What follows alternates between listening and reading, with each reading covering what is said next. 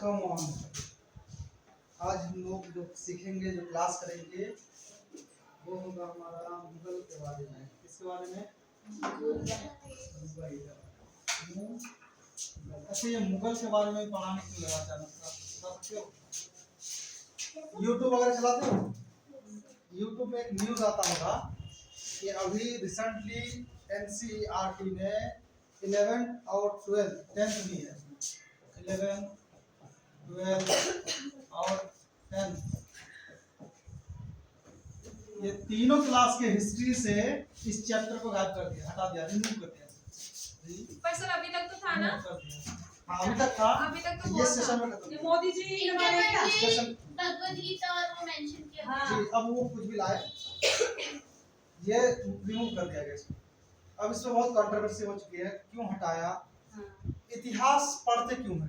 क्या जरूरी है पढ़ने की, या फिर इसको हटाया क्यों गया?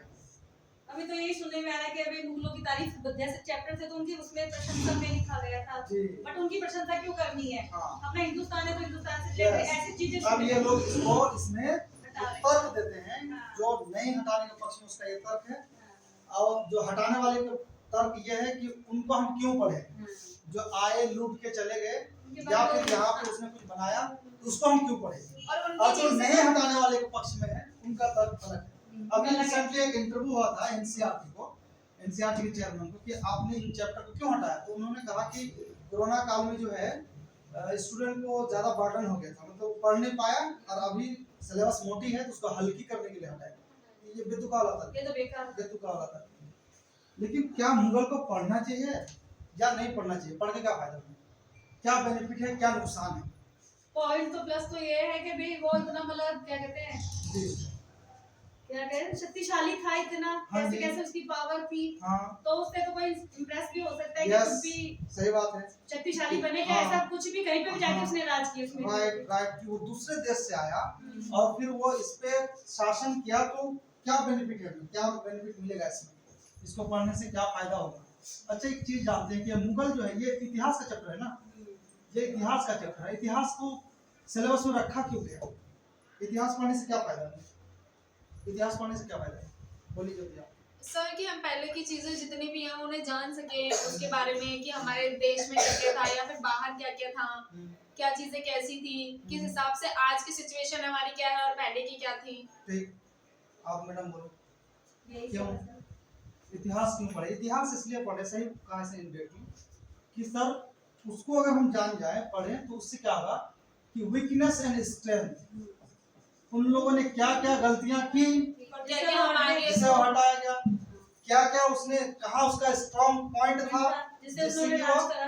राज करा। तो इन चीजों को अगर हम जान जाते हैं तो अभी हम वर्तमान को ठीक कर सकते हैं, यानी पास्ट को जान के अपना फ्यूचर अच्छा करना, फ्यूचर अच्छा करना, इसीलिए इतिहास पढ़ा जाता है। वीक पॉइंट को जान। यस, मेन चीज यही है।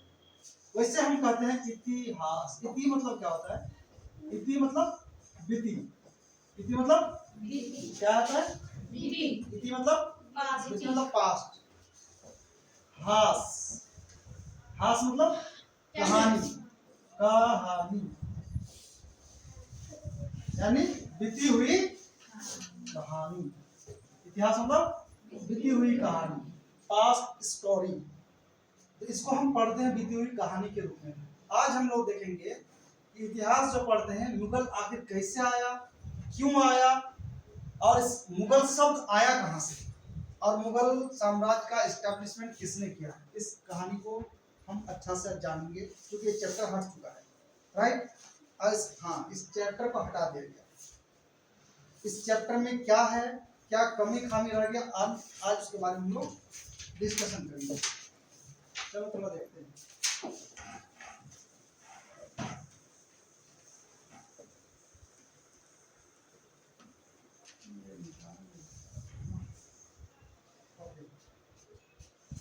इंडिया कहाँ है?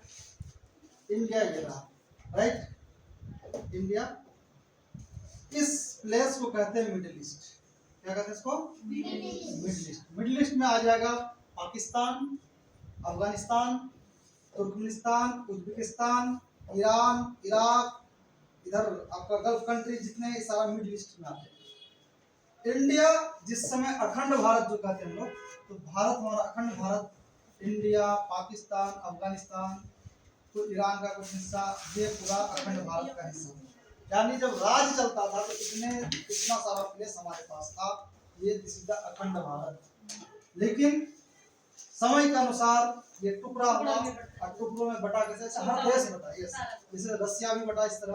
आज हम लोग देखेंगे इसको कि आखिर है क्या चीज। इस जगह पे आप जब देखोगे,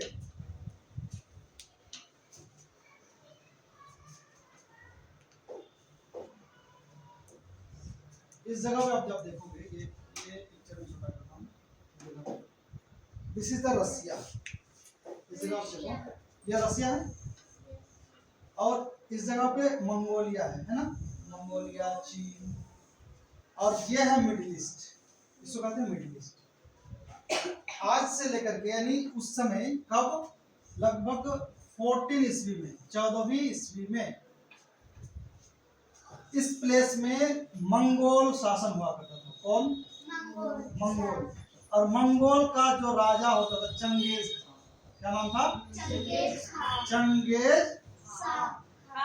yes, Genghis Khan, Genghis Khan. और इस साइड में, यानी मिडिल ईस्ट में, मध्य एशिया में, इस जगह पे तैमूर शासन करता था। इस साइड में बहुत बृहद पैमाने में चंगेज खान, और मिडिल ईस्ट में तैमूर लंग। अच्छा, एक बात बताओ, बाबर का नाम, बाबर के बारे में हम चर्चा करेंगे, क्योंकि बाबर को माना जाता है कि ये मेन संस्थापक है इसका, मुगल साम्राज्य का। तो बाबर की उत्पत्ति इधर से ही होगी। अब देखो, तैमूर का जो शासन था बड़ा सा था। अच्छा, कोई भी साम्राज्य क्या हमेशा टिका हुआ रहता है? एक समय ऐसा था ना, जब कांग्रेस का इतना वर्चस्व था इंडिया में, लगा था कि उसका हटाना खत्म ही नहीं होगा, सूर्यास्त होगा ही नहीं उसका। लेकिन ऐसा अस्त हुआ लगता है कि अब उगेगा ही नहीं। यस, तो ऐसा हर साम्राज्य कोई परमानेंट होता है, कोई परमानेंट होता है। उसी तरह तैमूर जो यहाँ पे राज कर रहा था, करते करते ऐसा छिन्न भिन्न हुआ कि टुकड़ा टुकड़ा में बट गया, ये प्लेस टुकड़ा टुकड़ा में बट गया। तो इसी में से एक उज्बेकिस्तान आपको दिखेगा, उज्बेकिस्तान, इस जगह पे आपको दिखेगा, इस जगह पर देखो, ये है उज्बेकिस्तान, इस जगह पे आपको दिखेगा उज्बेकिस्तान, ये अफगानिस्तान है और ये है उज्बेकिस्तान। तो जब तैमूर लंग का जब शासन जब टुकड़ा टुकड़ा में बट गया, तो इस जगह पे एक प्लेस फरगना नाम, फरगना, ये प्लेस मिला एक व्यक्ति को, उसका नाम था उमर शेख मिर्जा। क्या नाम था उसका? उमर शेख मिर्जा। इनको एक हिस्सा मिला, छोटा सा टुकड़ा, इसका ये राजा बना, गवर्नर बना। और इन्हीं के घर में एक बालक का जन्म हुआ, जिसको हम कहते हैं बाबर। क्या नाम कहते हैं? बाबर। बस उनका नाम बाबर नहीं था, उनका नाम था जहीरुद्दीन मोहम्मद। क्या नाम था? मोहम्मद, जहीरुद्दीन मोहम्मद का जन्म हुआ 14 फरवरी 1483, यानी 1483 को। किसका? जहीरुद्दीन मोहम्मद का। अब ये फरगना का शासक इनके पापा थे। हुआ क्या, जब ये 11 साल उम्र हुआ इनका, तो इनका पापा डेथ कर गए।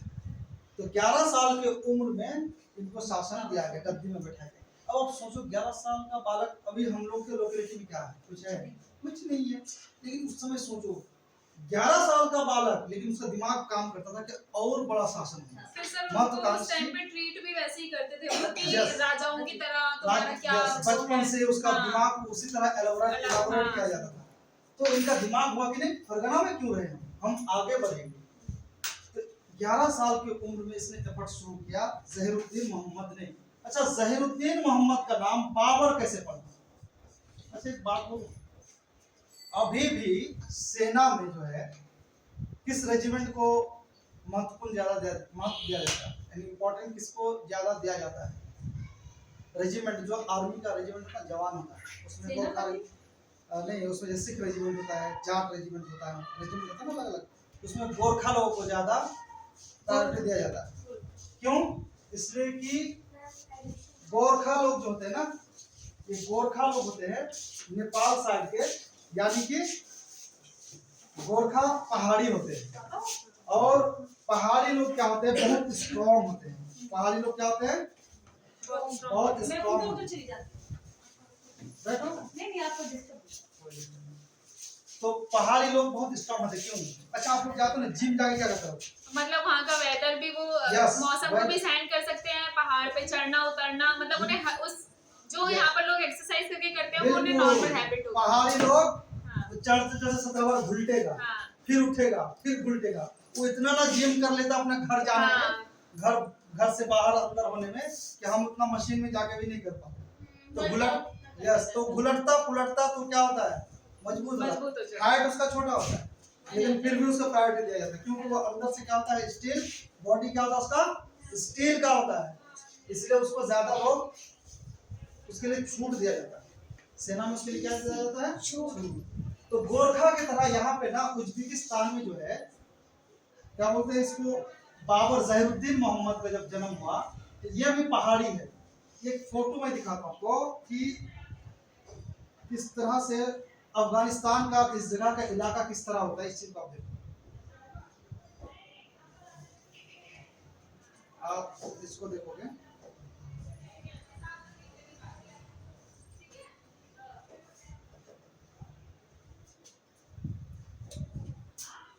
इस जगह पे देखो कैसा वेदर होता है वहाँ, किस तरह का इलाका था। अब ऐसे जगह में जिसका घर रहेगा घुलट पे न करेगा जी, ऊपर उठेगा घुलटेगा, दोबारा घुलटेगा। हम लोग क्या प्लेन में जाते हैं, प्लेन मैदान में जाते हैं, ऑटो में जाते हैं, मिट्टी में खेलेगा, खेलने का जगह है। ये लोग के यहाँ चलेगा, उन्हें हर चीज बर्दाश्त है। हाँ, यहाँ इस जगह पे चलेगा रिक्शा, ई रिक्शा जाएगा यहाँ पे? सर आज के टाइम पे तो ऐसा हो गया कि धूल पे बिल्कुल बर्दाश्त नहीं होती, धूल भी कि बर्दाश्त मतलब नाक से अंदर जाए वो तुरंत खांसी शुरू। हाँ, खांसी शुरू होती है। इन लोगों को बताओ, हाँ जाओ, साइकिल चलेगी यहाँ? साइकिल भी नहीं चलेगा, मोटरसाइकिल चलेगा? कुछ भी नहीं चलेगा। इस जगह पे कैसे चलेगा? चलना पड़ेगा लोग। आप इमेजिन करो कि कितना मेहनत है, तो उठना पड़ेगा। तो ऑटोमेटिक इसका बोन होते हैं ना, हड्डियां, इनकी बॉडी हिस्ट पुस्ट होते हैं, इनके जो पहाड़ के लोग होते हैं। वैसे उनको क्या कहते हैं सर? गोरखा? गोरखा लोग भी। सिर्फ गोरखा कास्ट भी होती है। हाँ जी, गोरखा एक डायनेस्टी, मतलब उनका एक गोत्र था उसको। तो वो गोरखा लोग अधिकतर नेपाल के साइड में आपके मिलेंगे, आपका सिलीगुड़ी साइड में इधर गोरखा लोग होते हैं। उनका हाइट छोटा होता है लेकिन स्ट्रॉन्ग बहुत होता है, ये डरता नहीं है, बहुत साहसी होते हैं गोरखा लोग। तो आप देखो, ये अफगानिस्तान उज्बेकिस्तान का प्लेस ऐसा ही कुछ है। यहाँ के लोग कैसे होंगे? वैसे स्ट्रॉन्ग होंगे। अब आते हैं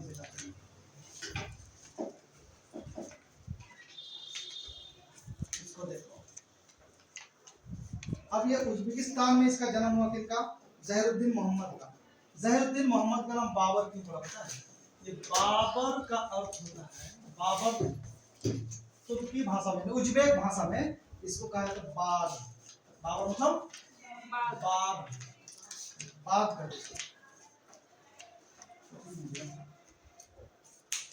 बाग कहते बाग, क्योंकि ये हिस्ट पुस्ट था, बहुत मजबूत था, इसका उपाधि मिल गया क्या? बाग। अच्छा, मोदी जी का नाम मोदी जी है क्या? मोदी जी है, लेकिन मोदी जी सब जानते हैं लोग, मोदी जी उनका नाम बोलते पूरा, क्या नाम है पूरा? मोदी जी का पूरा नाम क्या है? हमारे प्राइम मिनिस्टर का नाम क्या है पूरा? कौन बताएगा? श्रीदास नरेंद्र मोदी। श्रीदास नरेंद्र मोदी। श्री दामोदर दास। श्री दामोदर दास। दामोदर दास, सही है? Is it right? Shri Damodar Das Narendra Modi. और कौन बोलेगा? तुम बोलो। यही है। यही है? श्रीदास नरेंद्र। सही से बोलो, प्राइम मिनिस्टर का फुल नाम और न्यूज़ बताओ। Shri Narendra Das, Shri Narendra Damodar Das Modi. This is the name. पहले श्री नरेंद्र दामोदर दास मोदी। तो मोदी जी हमारे किस तरह फेमस है, तो इसका क्या हुआ, क्या हुआ इसका, ये इसका सरनेम हुआ, क्या हुआ, मोदी एक सरनेम है। उसी तरह बाबर एक इसका सरनेम है, जिसको हम किससे जानते हैं, बाबर से जानते हैं, बाबर के नाम से। अब देखो क्या हुआ। अच्छा बाबर इंडिया क्यों आया था जी, बाबर इंडिया क्यों आया था, क्यों आया था? अरे बाबा इसको रहने के लिए घर ही नहीं था, क्या नहीं था, घर नहीं था। तो घर की तलाश में बाबर इंडिया आए, ये रहने को हमको क्या मिले, घर मिले थोड़ा सा। तो घर की तलाश में बाबर जो है मिडिल ईस्ट से कहा गया, हाँ बोलो। हाँ यही तो, उसको घर ही नहीं था। कैसे क्या हुआ पता है इसके साथ, घर क्यों नहीं है, इसके पीछे मेन रीजन ये हुआ कि जब इनके पापा फरगना के शासक थे ना, कहाँ के, फरगना के, फरगना के शासक थे। तो उस समय क्या हुआ, इसने लालच किया और अफगानिस्तान में आके, सॉरी उज्बेकिस्तान ही में इसने एक दूसरा प्लेस पर अटैक किया, इसने दूसरा प्लेस पे अटैक किया, दूसरा प्लेस पे अटैक किया। यहाँ पे दिस इज अफगानिस्तान और ये उज्बेकिस्तान। उज्बेकिस्तान में एक जगह का नाम है समरकंद, क्या नाम है, पहले ये कहाँ था, फरगना, कहाँ पे था, फरगना पहले था। समरकंद में यह आया, अटैक किया, किसने, बाबर ने। और जब समरकंद आया तो फरगना हाथ से चला गया, वहां के लोग बोला तो आ डंडा लेके पीटेंगे, सब विरोध में खड़ा हो। तो बाबर को दोबारा घुसने नहीं दिया, कहाँ पे, फरगना में। तब वो कहाँ करने लगा, समरकंद में।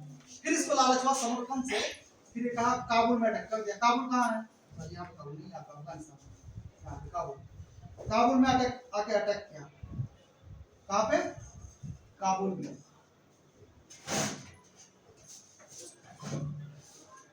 काबुल में आके अटैक किया। काबुल जब आया तो समरकंद वाले बोला अफवाह, यानी इसका क्या हाल होता था कि एक छोटा सा चादर पाने, इधर खींचे तो इधर खुले, उधर खींचे तो इधर खुले, यही हाल हो गया। तो ये बाबर वही काम किया था, समरकंद से आया कहाँ पे, काबुल, काबुल। फिर काबुल से इसको लालच हुआ, आ गया गजनी, कहाँ आया, गजनी, गजनी आया। गजनी जब आया तो काबुल से, अब इस तरह तीनों प्लेस गया। फिर ये लौट के गया फरगना, फिर अटैक किया। अटैक करने के बाद इसको मात्र यहाँ 8 माह तक ही रह सका है, उसके बाद फिर यहाँ से भगा दिया। फिर वहां से अपना फौज लेकर के भागा, यहाँ से चलते बना लालच हो गया इधर, कहाँ पे, पाकिस्तान के यहाँ पे सियालकोट के पास एक जगह है अभी वर्तमान में, उसमें इंडिया में था, उस जगह का नाम था बाजोर। क्या नाम था, बाजोर, अभी पाकिस्तान में, पाकिस्तान में। बाजोर पे आके अटैक किया और बाजोर पे कब्जा कर लिया। तीनों प्लेस गया हाथ से, 5वां लड़ाई, चारों प्लेस गया, ये 5वां लड़ाई था इसका, फिफ्थ था ना कि फोर्थ था, फिफ्थ। इस जगह पे एक किला था, फोर्ट था, जिसका नाम था भेरा। क्या नाम था, भेरा में आके जब उसने अटैक किया तो भेरा का किला बड़े मजबूत था। बाबर ऐसा पहला शख्स था जो मिडिल ईस्ट में बारूद का प्रयोग किया। इंडिया में भी फैमिलियर नहीं था, इंडिया के लोग भी बारूद से परिचित नहीं थे कि वॉर में यूज करें, इसके लिए नहीं बने। इसने क्या किया, भेरा के किला में बारूद से वॉर किया, इसके वॉल को तहस नहस कर दिया और उसके बाद उसमें एंट्री मार दिया, पूरा फौज के साथ लूट मार बचाया और गाँव घर में। अब रिलैक्स, कौन अब लंबा सांस, घर मिल गया, घर मिल गया। लेकिन जब इसके बारे में पता चला, एक कहावत है, घर का भेदी लंका ढाल, घर का भेदी लंका ढाल। अपने इंडिया पे जब आया, यहाँ पे इस जगह पे शासन उस समय किसका था पता है, अपने इंडिया में, मोदी तो अभी आया है, लोधी का था। मोदी की जगह लोधी का था। उस समय लोधी वंश का शासन चल रहा था। अच्छा कि ध्यान दो, लोधी वंश उस समय दिल्ली डायनेस्टी का शासन चल रहा था। तो इससे ऊपर और होगा, एक ट्रिक मैं बताता हूँ, आप लोग याद रखना, हमेशा याद रहेगा। दिल्ली सल्तनत में कौन कौन किसके बाद आया, एक ट्रिक है, गुलाब खिले खिले तो सुन लो, पूरा दिल्ली डायनेस्टी में आ गया, दिल्ली वंश। गुलाब खिले तो सुम। गुलाब से पहले कौन आया होगा? पहले कौन आया होगा? मैम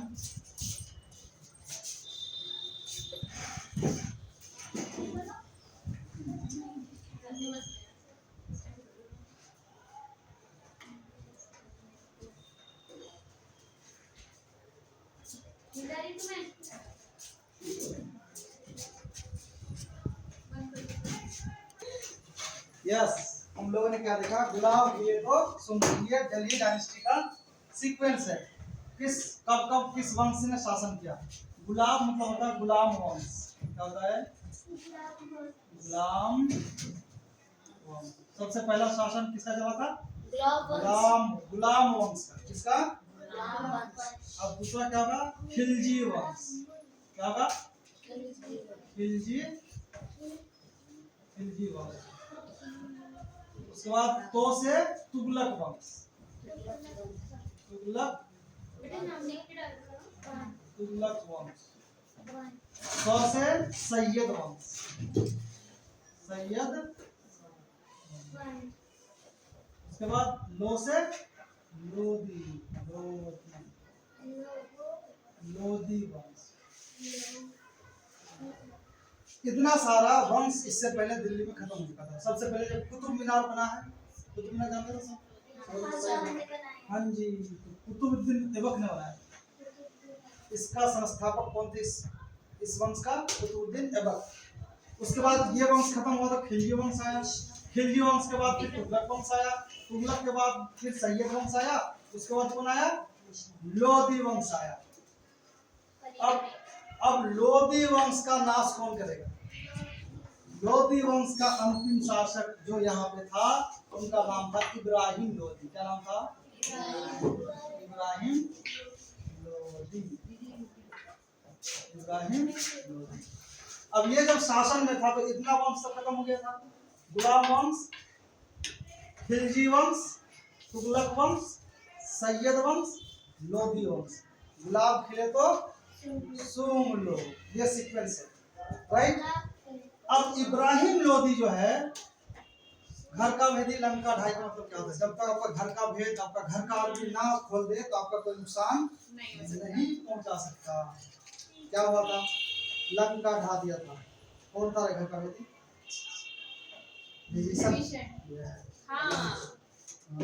इसीलिए कहा जाता है विभीषण। तो घर का भेदी लंका ढाए। इब्राहिम लोदी का चाचा था, वो विभीषण का काम करता था। उसका नाम था असलम लोदी। क्या नाम था?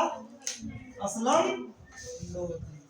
और इसके साथ एक था दौलत खां लोदी। दौलत खां। क्या नाम था? दौलत खां। ये दोनों आदमी मिलकर के, इन दोनों को लालच हुआ कि अगर हम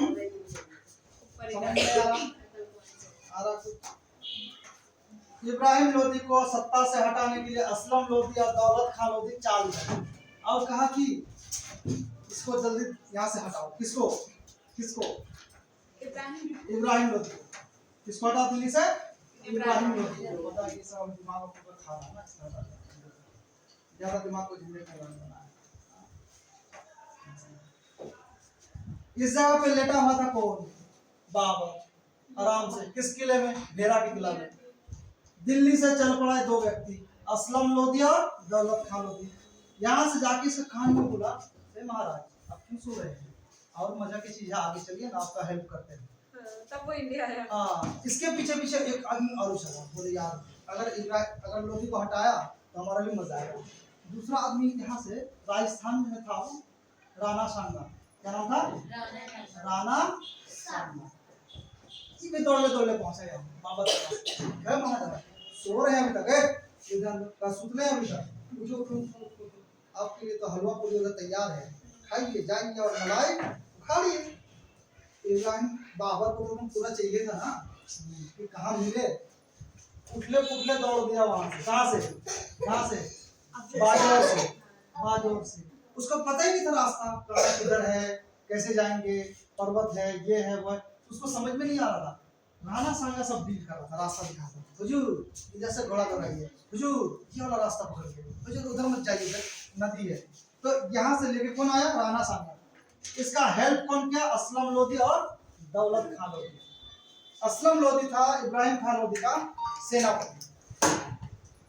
अब कान में भनक लगा इब्राहिम लोधी का, अरे बाप रे, तो अटैक होगा हम लोग पे। तब जल्दी जल्दी जल्दी जल्दी 1 लाख फौज तैयार किया। कितना? 1 लाख फौज तैयार किया। और इधर से बाबर 15,000 फौज लेके दौड़ा। कितना हजार? 15,000 फौज। 1 लाख और 15,000 बराबर होगा जी? कौन जीतेगा? 1 लाख। 1 लाख। लेकिन उल्टा हो गया। इब्राहिम जब बाबर दिल्ली में एंट्री किया ना, तो इससे लड़ाई के लिए एक जगह चुना गया, वो है पानीपत। कहाँ पे? ये हरियाणा में। पानीपत कहाँ पे है? हरियाणा में। पानीपत में एक जगह चुना और कहा यही लड़ाई होगी। क्या होगी? तो 1526 ईस्वी में, कितना में? 1526 ईस्वी में पानीपत में दोनों का लड़ाई शुरू हुआ। लेकिन बाबर था बड़ी होशियार। इसने क्या क्या पता है? जाके चुपके चुपके जाके जहाँ लड़ाई उस जगह देख लिया। जगह दिख रहा है कि इधर पानी होगा, बारिश होगी, इधर पानी जम जाएगा। तो सेना को किधर खड़ा करना है? ऊंचा की तरफ, जिधर ऊंची जगह है। और दिमाग लगाया कि नहीं, लड़ाई तो होनी चाहिए अच्छा से। आया ये सेना को बोला, सुन, ये जो फौज तुम लोग को ना, अब लड़ाई बहुत अच्छा से लड़ना है। और इनको एक टेक्निक पता था। इनको एक टेक्निक पता था। क्या टेक्निक पता था? क्या टेक्निक पता था इनको? इनको टेक्निक ये पता था कि लड़ा कैसे जाता है। ये पद्धति अपनाए, अर्धचंद्राकार पद्धति, यानी इसको कहते हैं तुगलमा पद्धति। क्या कहते हैं इसको? तुगलमा। क्या कहते हैं इसको? तुगलमा पद्धति। यानी तुगलमा पद्धति कैसा था? कबड्डी खेलते देखे हो? कबड्डी जब खेलता था गोल होकर खेलता है, ऐसे हाथ पर बीच में घुसाता, पटाख से पैर पकड़ देता, देखे हो? तो उसने यही काम किया, अर्धचंद्राकार रूप में पूरा घेर लिया। किसको? इब्राहिम खान लोधी के फौज। और जब यहाँ इस जगह पे इब्राहिम खान लोधी इस जगह पे देखे, कहाँ पे? इस जगह पे लड़ाई शुरू हुआ। इधर से आया बाबर और इधर से इब्राहिम खान लोधी, और इधर से सेना इधर जाए, बस इधर से घेर लिया। फिर इधर, मतलब होता क्या? अर्धचंद्राकार। इधर से अगर सेना लंबी लंबी खड़ी है तो कभी इधर से बढ़ के वार करेगा, फिर कभी अचानक पीछे इधर हटेगा, फिर कभी इधर वार करेगा। चारों ओर से घेर के मारना। बस नर्वस हो गया। और असलम लोधी जो है सेनापति था, इब्राहिम खान लोधी का, इसने ऑर्डर दिया। और एक व्यक्ति था जो बाबर का जो नेतृत्व कर रहा था, उस्ताद खान। क्या था? उस्ताद। इसको कहा जाता है बाबर का तोपची, यानी तोप चलाने वाला। इसने एक रूमी पद्धति का यूज किया था। रूमी क्या? सेना खड़ा किया, बीच बीच में तोप चला देते हैं। रूमी पद्धति उसको कहते हैं। यहाँ पे सेना का लाइन है, यहाँ एक तोप लगा दे, यहाँ एक तोप, यहाँ एक तोप। हुआ क्या? इब्राहिम खान लोधी का बहुत सारा घोड़ा था। बाबर ने क्या यूज किया? बारूद का यूज किया। अच्छा, बारूद का अचानक यूज करेगा तो क्या होगा? घोड़ा बिदक जाएगा ना। घोड़ा क्या होगा? बिदक जाएगा। हाँ, बारूद एक्सप्लॉइट जो एक्सप्लोजन जिससे होता है, फटता है जोर से, है ना? एक्सप्लोजन जिसमें जी बिल्कुल। हाँ, तो क्या हुआ? नहीं, और कुछ नहीं। उसके बाद क्या हुआ कि अच्छा, एक चीज देखो, तुम लोग दूल्हा में घोड़े में बैठते देखे हो? घोड़ा इतना ढोल नगाड़ा बजता है, तब क्यों नहीं बिगड़ता है? ढोल इतना बजता है, उसका मतलब भागता क्यों है?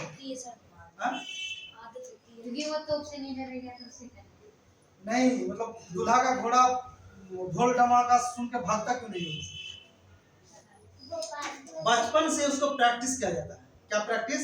उसके आगे जाके ढोल बजाएगा सुबह शाम। जो घोड़ा बड़ा होगा, जिसके लिए दूल्हा के लिए जो घोड़ा तैयार किया जाता है, छोटा से उसके सामने क्या किया जाता है? ढोल बजाया जाता है, ढोल नगाड़ा, बांसुरी बजाया जाता है, ताकि शादी में जाके कहीं बीत गई नहीं तो पता चला कि दूल्हा महाराज ऊपर है, घोड़ा दौड़ गया, छिट करके गोला गया, यही हो जाएगा ना। तो पहले से उसका क्या किया जाता है? प्रैक्टिस किया जाता है उसका।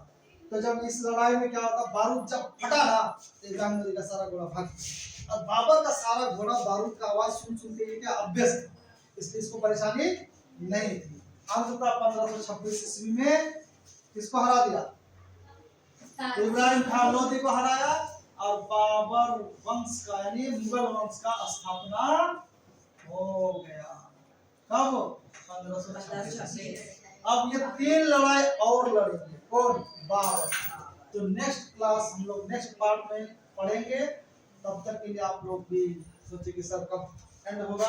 ये हमारा हिस्ट्री था जिसको अभी 11 और 12 की हिस्ट्री से हटा दिया गया।